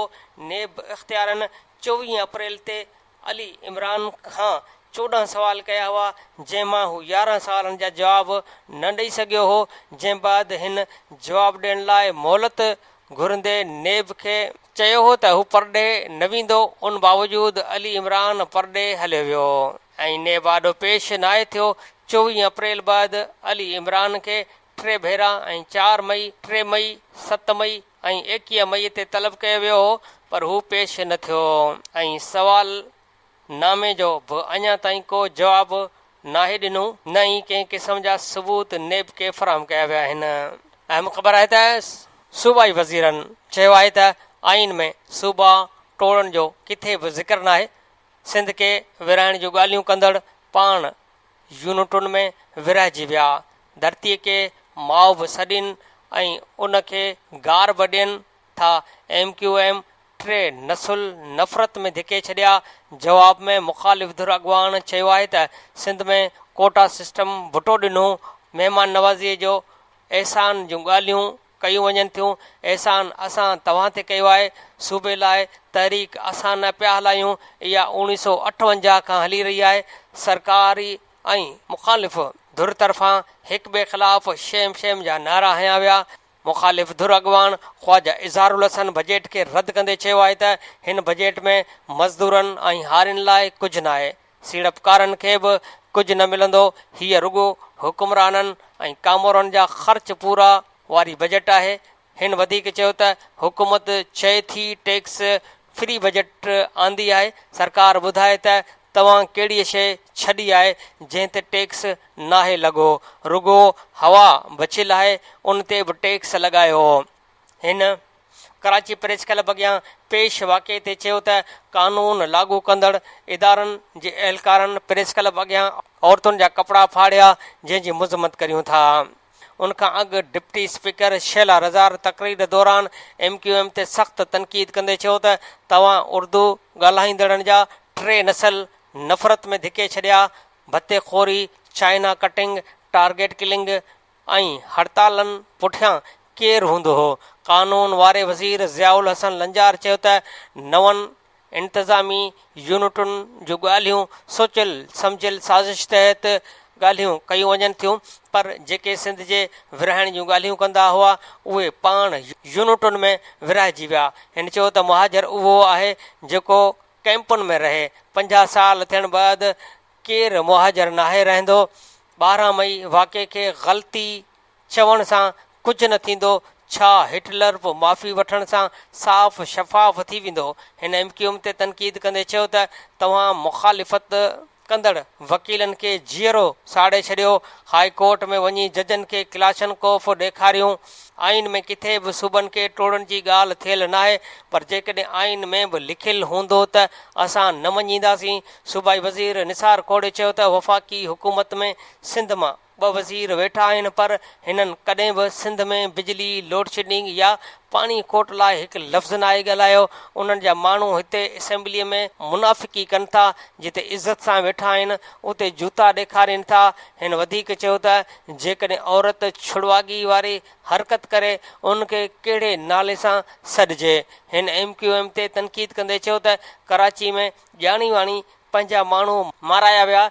जेकॾहिं पंहिंजनि ख़राब माण्हुनि जा केस दाख़िल करण लाइ नाला ॾियनि हा त बि बहितर हो, पर हिननि बहितर धरतीअ खे गार ॾिनी वई। धरतीअ खे माउ बि चवनि था ऐं उनखे टोड़ण जी ॻाल्हि बि कनि था। अवाम उन्हनि जे नियत खे सुञाणे चुको आहे। अॻूणे वॾे वज़ीर सईद क़ाइम अली शाह शहीद ज़ुल्फ़कार अली भुट्टो जी आइन ठाहिण ऐं ॿियनि कारनामनि ते रोशनी विझण खां पोइ चयो त मौजूदा PP हुकूमत तारीख़ी कम कया आहिनि। सॼी सिंध में रिकॉर्ड तरक़ियाती कम कराया विया आहिनि। हिन चयो त 3 लख खां वधीक बेरोज़गार नौजवाननि खे नौकरियूं ॾिनियूं वयूं आहिनि। हिन नुसरत शहर ते तनक़ीद कंदे चयो त असां में हर कंहिं जी ॻाल्हि ॿुधण जो हौसलो आहे, पर अफ़सोस त हाणे कुझु माण्हुनि खे पंहिंजी ज़बान ऐं पेरनि ते बि ज़ाब्तो नाहे। तरकूल ते बि तारीख़ी कमु थियो आहे। बहस में नवाज़ लीग जे शफ़ी ॼामोट ऐं पीर मुजीब बि हिसो वरितो हो। हैदराबाद जी अहम ख़बर आहे त हैदराबाद में हारियुनि जे हक़नि लाइ जिदोजहद कंदड़ कामरेड हैदर बख़्श जतोई जे 48वीं वरसी काल्ह सिंध हारी कमेटीअ तरफ़ां मल्हाई वई। उन मौक़े ते हारी अॻवाननि ऐं साञा वंदनि ज़रई सुधारा आणण जी घुर कई। वरसीअ में सिंध हारी कमेटी जे सदर कामरेड अज़हर जतोई ख़िताब कंदे चयो त कामरेड हैदर बख़्श जतोई हारियुनि खे इनक़लाबी राह ते आणे जागीरदारनि ऐं वॾेरनि ख़िलाफ़ जिदोजहद कई। हिन सिंधु दरिया जे पाणीअ ते धाड़ा हणण ख़िलाफ़ सभ खां पहिरीं आवाज़ उथारियो ऐं 1 यूनिट ख़िलाफ़ भरपूर जिदोजहद कई। मज़लूमनि जो आवाज़ थियण जे ॾोह में कामरेड हैदर बख़्श जतोईअ खे जेल जूं सख़्तियूं ॾिनियूं वयूं। सिंध जी निजात कामरेड हैदर बख़्श जतोईअ जे फ़लसफ़े में आहे। हक़ घुरण ते नौजवाननि खे खंभे गुम कयो वञे थो। ACUP जे अॻवान ऐं नाम्यारे दानिश्वर जगदीश आहूजा चयो त साईं GM सैयद कामरेड हैदर बख़्श जतोई ऐं कामरेड सोभो ग्याचंदाणी वारे दौर में सिंध जे क़ौमी तहरीक जे कारकुननि ऐं खाॿी धुर जे कारकुननि तमामु घणियूं कामयाबियूं माणियूं। इहो हिकु दौर हो जॾहिं खाॿी धुर जी तहरीक ऐं क़ौमी तहरीक उरूज ते हुयूं। कामरेड हैदर बख़्श जतोई साईं GM सैयद ऐं सोभो ज्ञानचंदाणी सिंध जी ख़ुशहाली आजपे ऐं इनक़लाब जो ॿिज छटियो हो। असांखे 21 सदीअ जे तनाज़ुर में हारी हक़दार तहरीक ऐं GS सिंध जे नारे खे गॾियल शिकिल ॾियणी पवंदी ऐं 21 सदीअ मूजिबि क़ौमी ऐं तबक़ाती जिदोजहद जूं नयूं राहूं हमवार करणियूं पवंदियूं। हारी अॻवान कामरेड ताज मरी चयो त कामरेड हैदर बख़्श जतोई जी शख़्सियत खे हिकु दायरे में बंदि करणु नाइंसाफ़ी आहे। कामरेड हैदर बख़्श जतोई हिकु ई वक़्तु हारी अॻवान आहे त क़ौमी तहरीक में जिदोजहद कंदड़ ऐं आमरितनि सां मुआहिदो अटकाईंदड़ बि आहे। कामरेड हैदर बख़्श जतोई पाकिस्तान ठहण खां पोइ आमरितनि ख़िलाफ़ जिदोजहद कई। साईं GM सैयद सिंध हारी कमेटी जो बुनियादु विधो ऐं कामरेड हैदर बख़्श जतोई वरी तबक़ाती जिदोजहद कंदे GS सिंध जो नारो हंयो। सिंध हारी कमेटी जे अॻवान कादर बख़्श सेलरो चयो त कामरेड हारियुनि खे सुजाॻ कयो। अॼुकल्ह हारी जेको ॻाल्हाई नथा उहो कामरेड जे कयल जिदोजहद जो नतीजो आहे। अयूब जहिड़े डिक्टेटर खां कामरेड कुझु ज़रई सुधारा कराया, जंहिं बैदि ज़ुल्फ़कार अली भुट्टो खे ज़रई सुधारा आणणा पइजी विया। हारी अॻवान शाह मोहम्मद इंढण चयो त कामरेड हैदर बग़ जतोई जे करे पीढ़ियल हारियुनि में साह पियो। हिन सिंध जे हारियुनि लाइ गॾियल आवाज़ उथारण ते ज़ोर ॾिनो। नामियारे लेखक इदरीस जतोई चयो त कामरेड हैदर बग़ जतोई हारियुनि समेत समूरनि पीढ़ियल तबिकनि जो हीरो आहे। कामरेड जिन मक़सदनि लाइ जिदोद कई उन में कामयाबी हासिल कई। टेनेसी एक्ट, 1 यूनिट ऐं अधु बटई जी तहरीक हुजे या सिंधी ॿोलीअ जी तहरीक, उन्हनि सभिनी जिदोजहदुनि में हिन कामयाबी हासिल कई। नामियारे लेखक ज़फ़र जुणेजा चयो त कामरेड सनती इनक़लाब ऐं थियासाफ़िकल सोसाइटीअ खां मुतासिर थी हारी कमेटीअ में शामिल थियो। सिंध हारी कमेटी जो स्पिरिट अदुल ऐं इंसाफ़ वारो हो। पाणीअ जी विरासत खे हारी सां जोड़ियो वञे। ज़मींदार सां गॾु हारीअ जो बि नालो पाणीअ सां शामिल कयो वञे। तरमीमूं कयल टेनेसी एक्ट में तमामु घणियूं ख़ामियूं आहिनि जिन खे हारियुनि जी मौजूद घुर्जुनि मूजिबि तब्दील करण जी ज़रूरत आहे। मेहरान क़ौमी मूवमेंट जे अॻवान अज़हर जमील चयो त कामरेड अज़ीम शख़्सियत आहे। हैदर बग़ जतोईअ खे ख़राज तहसीन पेश करण जो वाहिद तरीक़ो उन जी वाट ते हलणु आहे। उन मौक़े ते सिंध हारी कमेटी जे नाइब सदर कामरेड समर हैदर जतोई ईंदड़ आम चूंडुनि में हैदराबाद जे PS 66 तक तां चूंड विढ़ण जो ऐलान कंदे चयो त हुकुमराननि सिंध जे माण्हुनि जो मुआशी क़तलाम कयो आहे। सॼी सिंध तबाह कई वई आहे। उन मौक़े ते अहमद नवाज़ इनक़लाबी ऐं ॿियनि पिणु ख़िताब कयो, जॾहिं त क़ौमी रागी ॿीजल सिंधी क़ौमी गीत पेश कया। जलसे में हारियुनि जे वॾे अंग शिरकत कई। हारी अॻवान लेखकनि ऐं साझावंदनि इनक़लाबी अॻवान कामरेड हैदर बग़ जतोईअ खे ख़िराज तहसीन पेश कंदे क़रारदाद ज़रिए मुतालबो कयो त ज़रई सुधारा आणे हारी अदालतूं क़ाइमु करे हारियुनि जा मसइला हल कया वञनि। सिंध में पाणीअ जी खोट जी ज़िम्मेवार हुकुमरान जमात PP आहे। दरिया ते जोड़ियल लिंक कैनाल बंदि करे सिंध खे पंहिंजे हिसे जो पाणी ॾिनो वञे। 1954 खां पोइ आयल धारियुनि खे सिंध मां नेकाली ॾेई धारियुनि खे सुञाणप कार्ड ॾियण जो सिलसिलो बंदि कयो वञे। 10 सालनि जी PP सरकार जी करप्शन जो हिसाब वठण लाइ मुलवस PP अॻवाननि जो घेरो तंग कयो वञे।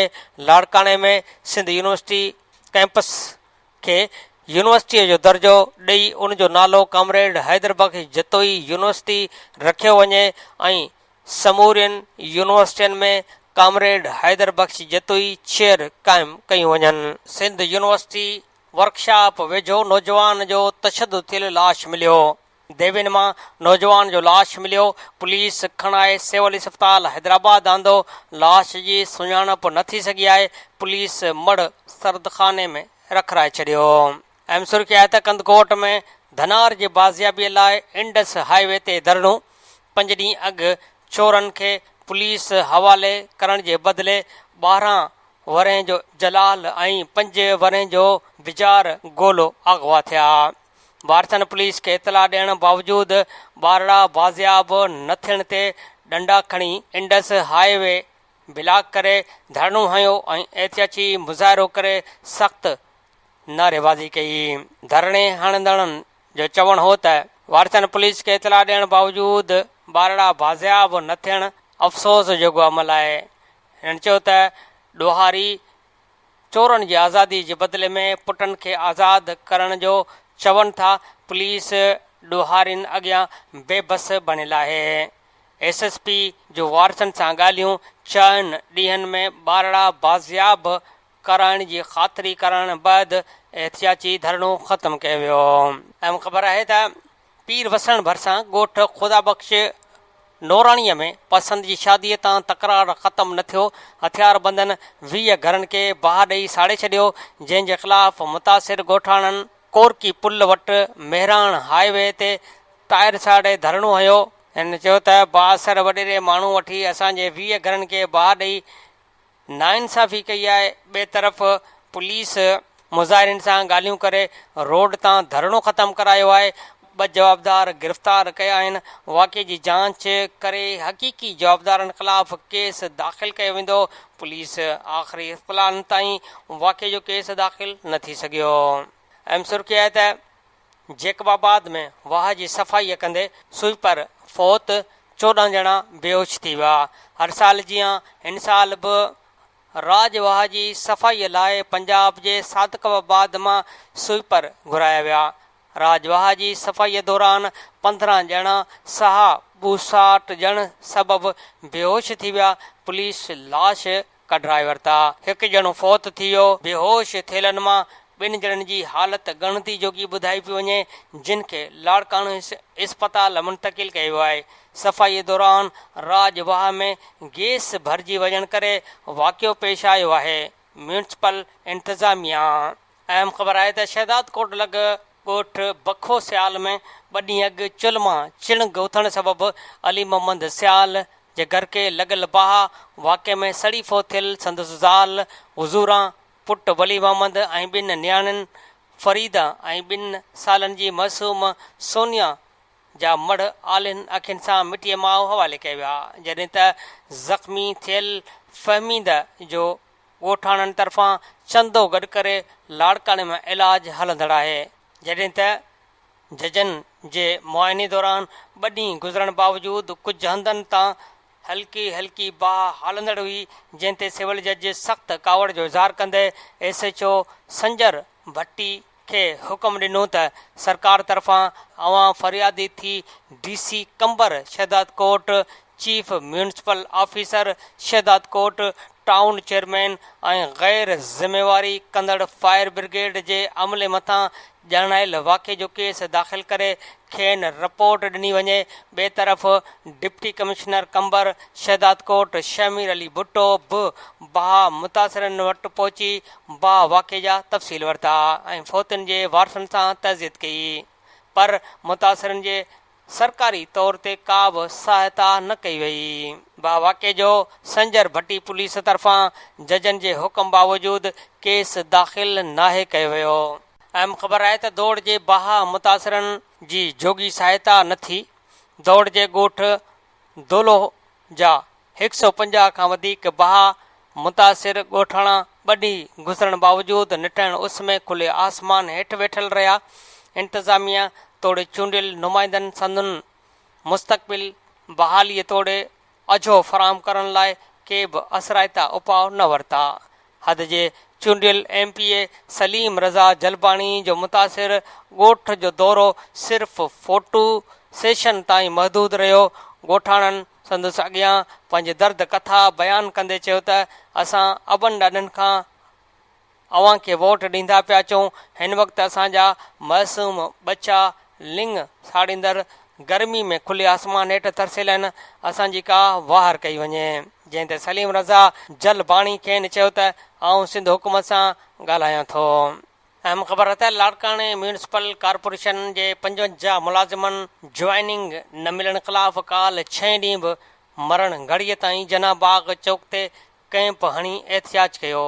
जॾहिं त मुलाज़िमनि रमज़ान शरीफ़ जे रोज़े जी सहरी ऐं इफ़्तारी बि कैंप ते ई कई। हुन मौक़े ते सहाफ़ियुनि सां ॻाल्हाईंदे अब्दुल करीम सुमरो, तुफ़ैल अहमद, बाबू सुमरो, सिकंदर भुट्टो, जब्बार चांडियो ऐं ॿियनि चयो त साल 2015 दौरान म्यूनिसिपल कॉर्पोरेशन जे 55 मुलाज़िमनि खे बिना जवाज़ रिलीव करे पघारूं बंदि करायूं वयूं। जंहिं बैदि म्यूनिसिपल कॉर्पोरेशन जे इजलास में समूरनि मुलाज़िमनि खे ज्वाइनिंग ऑर्डर ॾियण जी रिथ मंज़ूर कई वई। अहिड़ी रिथ मंज़ूर कराइण बावजूदि ज्वाइनिंग ऑर्डर न मिली सघिया आहिनि। इन्हनि मुतालबो कयो त असांखे जल्द खां जल्द ज्वाइनिंग ऑर्डर ॾेई खेनि रोज़गार सां लॻायो वञे। पाणीअ जी खोट ख़िलाफ़ बि ख़बरूं आहिनि त सकरंड में आबादगारनि ऋण शाख में पाणीअ खोले छॾियो, रैली ऐं धरणो हयो वियो। सकरंड तहलके जे पुछड़ी जे सवें आबादगारनि जो 5 महीननि खां पाणीअ जी हथरादू खोट ख़िलाफ़ 10 किलोमीटर एहतियाती रैली चनेसर रेगुलर ते 6 कलाक धरणो आबादगारनि रेण शाख जा दरवाज़ा खोले छॾिया। असिस्टेंट कमिश्नर एक्सीएन ऐं पीपी अॻवान पहुता। पाणी ॾियण जी ख़ातिरी कराई वई। उन मौक़े ते आबादगार अॻवाननि शबीर मक्सी धरणे खे ख़िताब कंदे चयो त मुसलसल 5 महीननि खां पाणीअ जी हथरादू खोट सबबि सभई आबादगारनि जी हज़ारें एकड़ ज़मीन ते बीठल फ़सुल तबाह थी वियो आहे। असां केतिरा भेरा आपाशी अमले खे शिकायत कई पर असांजी शिकायत जो को बि इज़ालो न थियो। शाखूं पकियूं करण दौरान उन्हनि खे तमामु हेठि कयो वियो आहे, जंहिं सबबि पुछड़ीअ जे आबादगारनि ताईं पाणी नथो पहुचे। असां मजबूर थी रमज़ान शरीफ़ जे महीने में सख़्त गर्मीअ में एहतियाज कयो आहे। आबादगारनि मुसलसिल 6 कलाक धरणे बाद assistant commissioner Ali Memon, XEN Niaz Memon, SDO Zubair Jamali, PP ज़िले नवाबशाह जो जनरल सेक्रेटरी ॾाढो ग़ुलाम शाह लिगारी ऐं ॿियनि ॻाल्हियूं करे आबादगारनि खे यकीन ॾियारियो त आपाशी अमलदारनि ऐं आबादगारनि ते मुश्तमिल कमेटी जोड़े आबादगारनि जो पाणी वारो मसइलो हल कयो वेंदो। शाखुनि ते लॻल ग़ैर क़ानूनी नोलियूं फौरी तौरु हटाए मुलवस माण्हुनि ख़िलाफ़ कार्रवाई कई वेंदी, जंहिं बैदि आबादगारनि धरणो ख़तमु कयो। चंबड़ में चाकर शाख जे पुछड़ीअ जे आबादगारनि पाणीअ जी शदीद खोट ख़िलाफ़ मुर्क लिगारी, अनवर रिंद, ग़ुलाम रसूल लुंड, ख़मीसो लुंड ऐं ॿियनि जी अॻवाणीअ में आपाशी आफ़ीस खां आपाशी अमलदारनि जो आलामती जनाज़ो खणी टंडोलायार टंडो ग़ुलाम अली रोड ते चंबड़ थाणे अॻियां धरणो हणी रोड बंदि करे छॾिया। आबादगारनि chief engineer Sukkur S A Rohri ख़िलाफ़ सख़्त नारेबाज़ी कई। आबादगारनि मीडिया सां ॻाल्हाईंदे चयो त कुझु ॾींहं अॻु असां पाणीअ जी खोट ख़िलाफ़ चंबड़ में एहतियाज कयो हो, जिते इंजीनियर ज़हीर मेमन ऐं एसएसपी पाणी ॾियण जी ख़ातिरी कराई त छंछरु ॾींहुं पाणी मिलंदो, पर अञा ताईं पाणी 62 RD ताईं न पहुतो आहे। तंहिं करे ॿीहर रोडनि ते निकिरी आया आहियूं। जॾहिं त आबादगारनि मुर्क लिगारी अंगारे जे ॾींहुं पाण खे साड़ण जो ऐलान कंदे चयो त मुंहिंजी मौत जो केस चीफ इंजीनियर सखर ऐं SA रोड़ीअ केनाल ते दाख़िल कयो वञे। बाद में DSP चंबड़ लियाकत दरस पहुची धरणे वारनि सां ॻाल्हियूं करे रोड तां एहतजाज ख़तमु करायो। होॾां आबादगारनि ॿीहर आपाशी आफ़ीस साम्हूं अलामती जनाज़ो रखी एहतजाज जारी रखियो, पर को बि आपाशी अमलदार ॻाल्हियूं करण न पहुतो। जोही जे आबादगारनि खे पाणी न मिलियो। एहतियाजी रैली खाटीअ जा 70 लख खाइण लाइ पुछड़ी जो पाणी बंदि कयो वियो आहे। आबादगार पाणी न मिलण करे हज़ारें एकड़ ज़मीन बंजर ऐं माण्हू उञ विघे मरी रहिया आहिनि। रीमॉडलिंग ऐं खाते जा पैसा हड़प कंदड़नि ख़िलाफ़ कार्रवाई करण जो मुतालबो कयो आहे।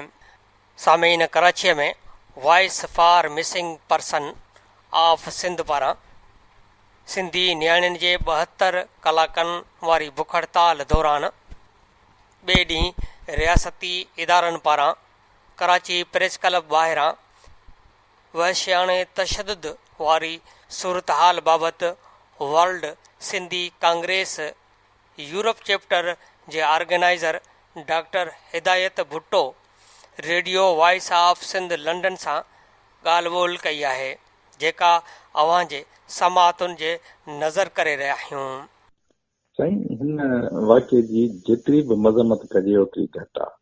ही सरासर जेकी असां इंसानियत जी तज़लील आहे ऐं इंसानियत जे अॻियां, इंसानी हक़नि जे इदारनि जे अॻियां, ख़ुदि यूनाइटेड नेशन्स जे अॻियां इहो ॿुधाइनि था त असां जेको वणंदो सो कंदासूं, जंहिंखे वणंदो तंहिंखे खणंदासूं, जंहिंखे वणंदो तंहिंजी बेइज़ती कंदासूं, ऐं कंहिंखे बि जेको आहे सो हुननि खे केरु चवण वारो कोन्हे को।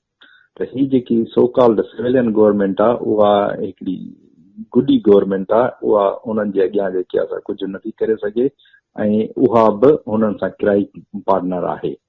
ऐं ही जेके चवनि था त जेको ही अनवर सियाल जेको होम मिनिस्टर आहे, उहो आयो कैंप ते ऐं उन चयो त इहे जेके आहिनि से दाड़ेल बि थी सघनि था फौजी वर्दी में ऐं रेंजर्स जी वर्दी में, कंहिं बि जेके आहिनि पुलिस जी वर्दी में जेके आहिनि दाड़े लॻवा करे विया ऐं हक़ीक़त बि आहे त इहे धाड़ियल ई आहिनि। ISI जा जेके बि एजेंसियुनि जा माण्हू आहिनि उहे धाड़ियल आहिनि, डाकू आहिनि, जेके माण्हुनि खे खणनि था ऐं गुंडागर्दी था कनि। को कानून जी जेके असां रखवाली करण वारा माण्हू जेके they were suppose to respect their own laws, पर जेके आहिनि उहे पंहिंजे कानून जी भञकड़ी कंदे माण्हुनि खे खणनि था। ऐं न सिर्फ़ु इहो त माण्हुनि जे घरनि मां घर जा दर तोड़े जेके आहिनि माण्हुनि खे खणनि था, पर हाणे जेके आहिनि ओपनली कैंप ते अटैक करे सभई कैमराउनि जे साम्हूं उहे सभु रिकॉर्डिंग फुटेजिस मौजूदु आहिनि। उन्हनि जे साम्हूं जेके आहिनि असांजी न्याणियुनि जी तज़लील कई अथनि ऐं उतां माण्हू अगवा करे विया आहिनि। सरेआम जेके आहिनि से कैंपुनि मञा माण्हू खणी विया आहिनि ऐं उन्हनि मञा 4 माण्हू जेके आहिनि से अॼु ॾींहं ताईं हाणे ताईं गुम कया विया आहिनि ऐं सरेआम गुम कया विया आहिनि। उन्हनि खे का बि परवाह कान्हे का, उन्हनि खे का बि जेकी असां कंहिंजी केरु चवण वारो कोन्हे को, हू कंहिंजे बि अॻियां जेके आहिनि जवाबदार कोन्हनि खे। ही कोर्टूं, पाकिस्तान जूं कोर्टूं सॼी ड्रामेबाज़ी आहे, सॼी ड्रामेबाज़ी था कनि। उहे जेके आहिनि से हुननि जे अॻियां बिल्कुलु माना बेवस आहिनि, कुझु करण लाइ तयारु न आहिनि, कुझु करे नथियूं सघनि ऐं हिननि खे जीअं वणे थो तीअं कनि था। जंहिंखे वणे थो तंहिंखे खणनि था, जंहिंखे वणे थो तंहिंजी बेइज़ती कनि था, जंहिंखे वणे थो तंहिंजा चिचरियल लाश मोकिलनि था। हिननि खां केर बि पुछण वारो कोन्हे को। त हिननि साबित कयो आहे त पाकिस्तान जेकी असां हिकिड़ी रोग स्टेट थी चुकी आहे, जंहिंमें कानून जी का बि रेस्पेक्ट कान्हे का। केर बि माण्हू जेको आहे कानून ते हलण लाइ तयारु कोन्हे को। ही जेके कानून जा रखवाला जेके पाण खे सम्झनि था, जेकॾहिं ईअं कानून जी भञकड़ी कंदा रहंदा ऐं ईअं जेके आहिनि से कानून जो मज़ाक उॾाईंदा त पोइ पाकिस्तान खे केर बि जेको आहे सो रोके नथो सघे टुटण खां।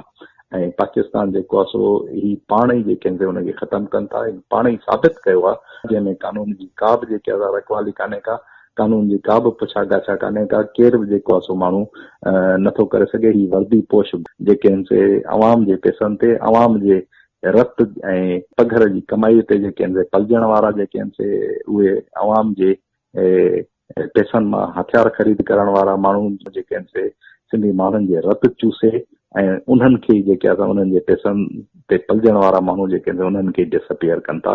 जंहिंजी जेतिरी बि मज़म्मत कजे ओतिरी घटि आहे। ऐं असां वर्ल्ड सिंधी कांग्रेस जे तरफ़ां माना इन मसइले खे न सिर्फ़ु इहो त इंटरनेशनल मीडिया ताईं ऐं लोकल मीडिया बि हिकिड़ी वॾी बेशर्मी जी ॻाल्हि आहे त पाकिस्तानी मीडिया मञा त असांखे का बि उमेद कान्हे का। पाकिस्तानी मीडिया जेके असां उनखे कोन खणंदी, छाकाणि त पाकिस्तानी मीडिया जे अॻियां असां सिंधी जेके आहिनि जानवरनि खां बदतर आहियूं। अञा जानवरनि जूं बि न्यूज़ हलाइनि था, उन्हनि जूं बि ख़बरूं हलाइनि था, पर असां सिंधी माण्हुनि जूं, सिंधी माण्हू जेके आहिनि अगवा थी वञनि, क़तल थी वञनि, मारिजी वञनि, उन्हनि जी न्यूज़ पाकिस्तानी मीडिया मञा असांखे का बि उमेद कान्हे का। उर्दू मीडिया रेसिस्ट मीडिया आहे, उहा जेकी असां तहफ़ ते मबनी जेके आहिनि से हुननि जी रिपोर्टिंग्स आहिनि, उन्हनि में का बि असांखे उमेद कान्हे का। पर असांजी जेकी पंहिंजी सिंधी मीडिया आहे, KTN थी, सिंधी न्यूज़ थी, या इहे जेके आहिनि से असांजा पंहिंजा जेके चैनल आहिनि, उन्हनि में असांखे थोरी घणी उमेद हुई त उहे जेके आहिनि उन मसइले खे खणंदा। पर लॻे ईअं थो त इहा जेकी खलाई मखलूक आहे ऐं इहा इन्हनि वर्दी पोश उन्हनि खे जेको आहे ड्रियारे छॾियो आहे, उन्हनि खे हिसाए छॾियो आहे, जंहिंजे करे उहा असांजी न्यूज़ कोन था हलनि। शाबस आहे सोशल मीडिया खे, जंहिं जेको आहे सो इन सॼे मसइले खे हाईलाइट कयो आहे। ऐं सोशल मीडिया हिकिड़ी बिल्कुलु अॼु जी दुनिया में अल्टरनेट मीडिया आहे ऐं उन में असांजे सिंधी माण्हुनि खे भरपूर तरीक़े सां शिरकत करणु खपे, भरपूर तरीक़े सां उन में हिसो वठणु खपे। इहो हिकिड़ो तमामु मज़बूत मोर्चो आहे, जंहिं मोर्चे मंझि इहा जेकी फुटेज आहे, वीडियो फुटेजिस आहिनि या जेके न्यूज़ आहिनि, उहे सॼी दुनिया ताईं पहुचनि थियूं, सॼी दुनिया जे इदारनि ताईं पहुचनि थियूं। ऐं असां बि वर्ल्ड सिंधी कांग्रेस वारा उनखे फैसिलिटेट कयूं था। इंटरनेशनल मीडिया ते, इंटरनेशनल चैनलनि ते इहा न्यूज़ हली आहे, पर पाकिस्तानी मीडिया ऐं पाकिस्तानी जेके चैनल उनखे ब्रेकआउट कयो वेठा आहिनि। उनखे वर्ल्ड सिंधी कांग्रेस भरपूर तरीक़े सां उथारियो आहे ऐं उथारींदी। ऐं असां जेको फर्दर लाहे अमल आहे ईंदड़ कुझु कलाकनि में जेको आहे असां उहो तइ करे वरी उहो अनाउंस बि कंदासूं। सो बिल्कुलु असां उन न्याणियुनि सां, असां उन न्याणियुनि खे चऊं था त तव्हां अकेलियूं न आहियो, तव्हां सां गॾु तव्हांजा ॿाहिरि सॼी दुनिया में गॾु आहिनि। तव्हांजा जेके पीअरनि जा वारिस जेके आहिनि से उहे सॼी दुनिया में तव्हां सां गॾु आहिनि। तव्हांजा जेके पीअर खॼी विया आहिनि, तव्हां पाण खे अकेलो न सम्झो, असां सभु जेके आहिनि तव्हां सां गॾु आहियूं। ऐं सॼी दुनिया जा जेके आहिनि इंसान दोस्त माण्हू, हक़परस्त माण्हू ऐं जेके माण्हू इंसानियत जो क़दुरु करण वारा आहिनि, जेके माण्हू इंसानियत जी रिस्पेक्ट करण वारा आहिनि, इंसानियत जा इदारा तव्हां सभिनी सां गॾु आहिनि ऐं तव्हां सभिनी खे ॾिसनि था ऐं क्लोज़ली वॉच था कनि। सामईन, अवां हाणे doctor Hidayat Bhutto, chairman world Sindhi congress Europe chapter जी radio voice of Sindh London सां कयल ॻाल्हि ॿोल ॿुधी रहिया हुआ।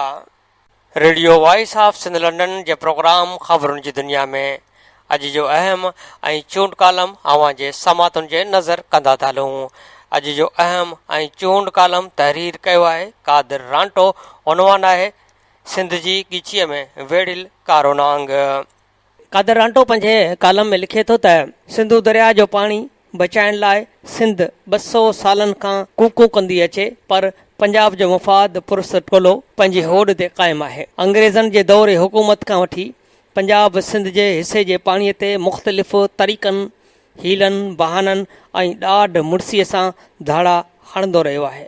अंग्रेज़ सरकार सिंध ऐं पंजाब विच में पाणीअ जे तकरार जे निबेरे लाइ एडरसन कमीशन, कॉटन कमीशन ऐं राव कमीशन नाले 3 कमीशनूं क़ाइमु कयूं।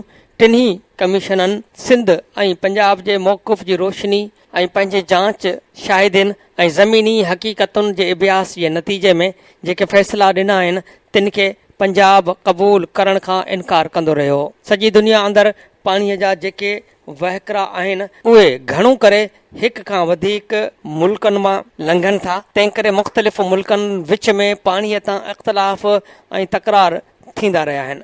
पाणीअ जी विरासत हिकु आलमी मसइलो थी पियो आहे।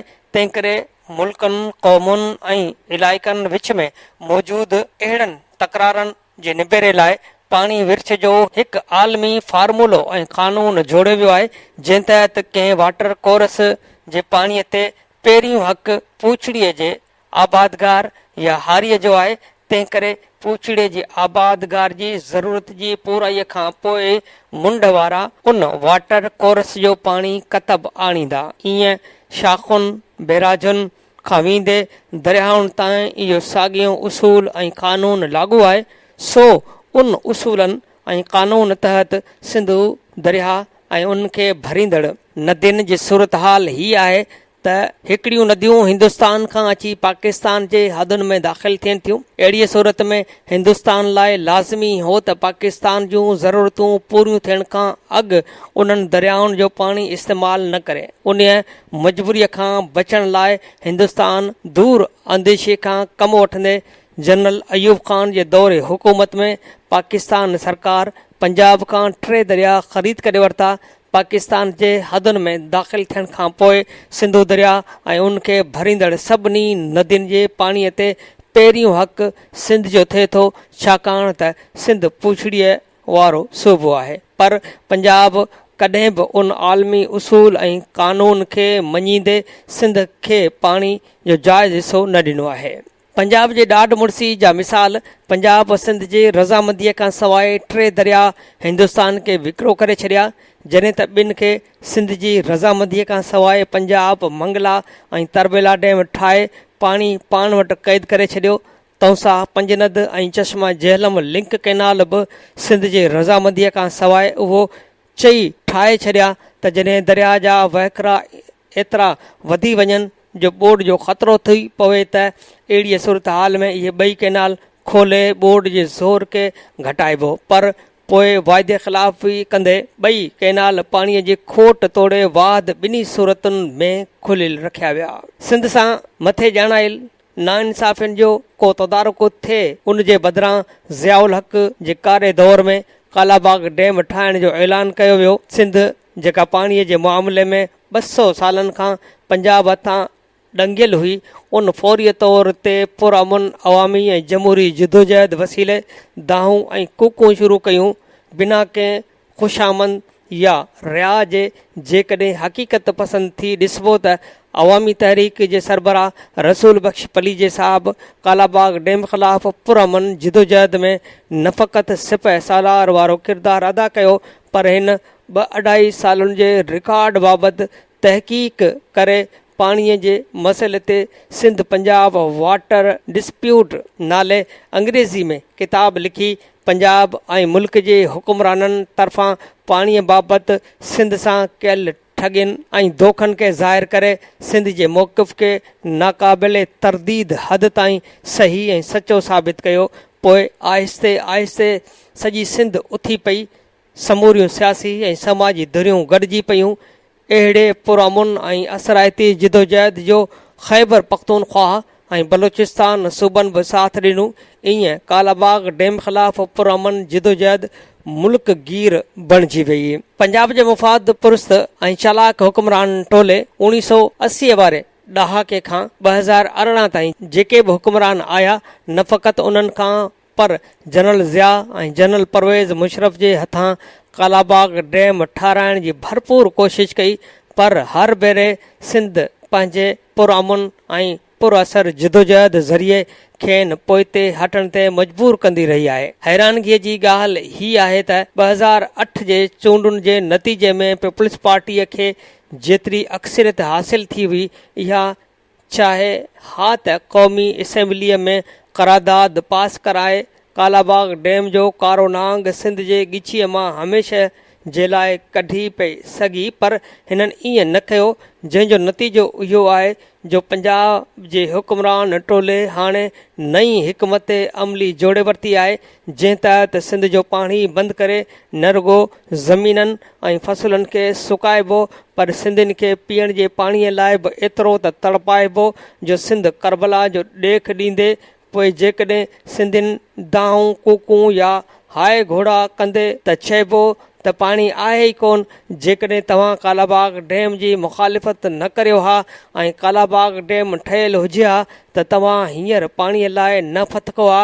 उन करे हाणे बि वक़्तु वियो न आहे, या कालाबाग डैम जी तमीर लाइ राज़ी थियो या पाणीअ लाइ हर साल ईअं फतकंदा रहो। उन हिकमत अमलीअ तहत हिन साल सिंधियुनि खे कालाबाग डैम जी तमीर लाइ राज़ी करण जी शुरूआत थी चुकी आहे। ॻाल्हि ईअं पे पेश कई वञे जंहिंमें ॾोहारी वरी सिंधियुनि खे पियो मञियो वञे। चए अलाए छो हरूभरू सिंधियुनि खे खणी ज़िद करे कालाबाग डैम जी बेसबब मुखालिफ़त कई आहे।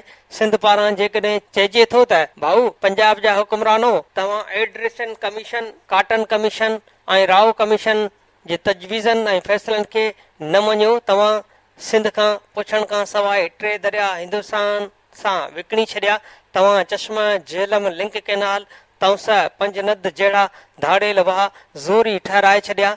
हाणे वरी इहे ज़ोरी वाहे बि रहिया आहियो त ॻाल्हि ॿुधी अणॿुधी करियो, मुंहुं फेरियो चवनि त पुराणियूं ॻाल्हियूं छॾियो, नई ॻाल्हि करियो। सिंध जे हुकुमराननि जो मौक़िफ़ सम्झण लाइ 2-4 ॾींहं अॻु आयल निसार खोड़े जो बयान ई काफ़ी आहे, जंहिंमें हिन चयो आहे त जेकॾहिं वफ़ाक़ी हुकूमत भाषा डैम ठाहे हा त जे अहिड़ी खोट कोन थिया। खोड़े साहिब जे बयान ते गौर कबो त ख़बर पवंदी त हीअ सिंधी माण्हुनि जे वोटनि ते चूंडजंदड़ हिकु सिंधी वज़ीर जो केॾो न घण मतिलबु सिंध दुश्मन बयानु आहे, जंहिंजो हिकिड़ो मतिलबु हीअ आहे त चश्मा, झेलम ऐं तौस, पंजनद धाड़ेल कैनाल जे वहाइण जे करे पाणीअ जी खोट नाहे, पंजाब तरफ़ां पाणीअ जी हथरादू खोट पैदा करे सिंध खे सेखत ॾेई कालाबाग डैम लाइ राज़ी करण जो बि मसइलो नाहे। खोट बराबरि आहे, पर पंजाब या अरसा जो को बि ॾोह नाहे, रुगो वफ़ाक़ ग़फ़लत करे भाषा डैम न ठाहियो, उन करे खोट आहे। जेकॾहिं भाषा डैम ठहियल हुजे हा त पाणीअ जी खोट जो सवाल ई पैदा न थिए हा। ॿी ॻाल्हि त पंजाब तरफ़ां जेके तारीख़ी ठगियूं, दोखा ऐं ॾाढ मुड़सियूं थियूं आहिनि, उन ते ख़ामोश आहे।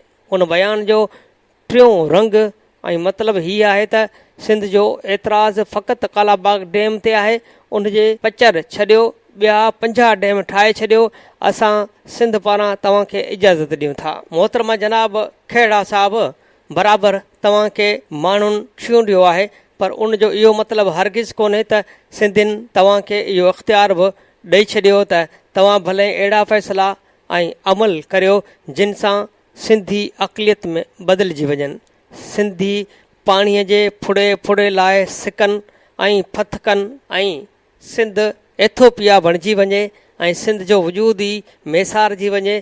तंहिं करे न ग़लति फ़हमी में रहिजो, न ई वरी ख़ुशि फ़हमीअ में। ईंदड़ इलेक्शन में सिंधी अवाम अॻियां ॻाल्हियूं पधरियूं रखिजो। मिसाल तौरु तव्हां सिंधियुनि खे ॿुधाइजो त सिंधु दरिया ते कालाबाग डैम खां सवाइ ॿिया केतिरा बि डैम ठहनि, पीपी खे एतिराज़ नाहे। असां सिंध जूं रहियल लखें एकड़ ज़मीनूं भुॻड़नि मुठ एवज़ 3 वाल कंदासीं, वग़ैरह वग़ैरह। पोइ ॾिसिजो त माण्हू कीअं था अव्हां खे चूंड ईवाननि में मोकिलीनि।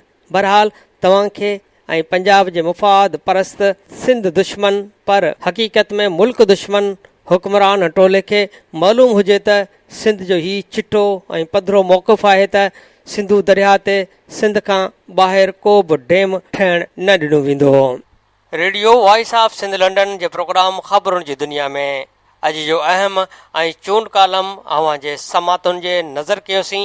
ही चूंड कालम तहरीर कयो हुयो कादिर रांटो।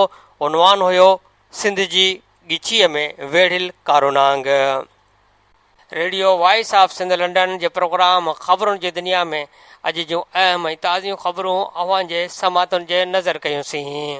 प्रोग्राम ख़बरुनि जी दुनिया रोज़ानो सुबुह जो 7:30 वॻे, मंझंदि जो 12:30 ते ऐं शाम जो 7 वॻे नशर कयो वेंदो आहे। ॿुधण न विसारींदा। प्रोग्राम जे हवाले सां पंहिंजा कमेंट्स ऐं राया असांजी हिन ईमेल ते ॾींदा। ईमेल आहे info@radiovoiceofsindh.com। तव्हांजे रायनि ऐं कमेंट्स जो इंतज़ारु रहंदो। हाणे radio voice of Sindh London जे प्रोग्राम ख़बरुनि जी दुनिया जो वक़्तु पुॼाणीअ ते पहुतो। वरी ॿिए बुलेटिन में हाज़िर थींदासीं। ओसि ताईं फाज़िल चना खे ॾींदा इजाज़त।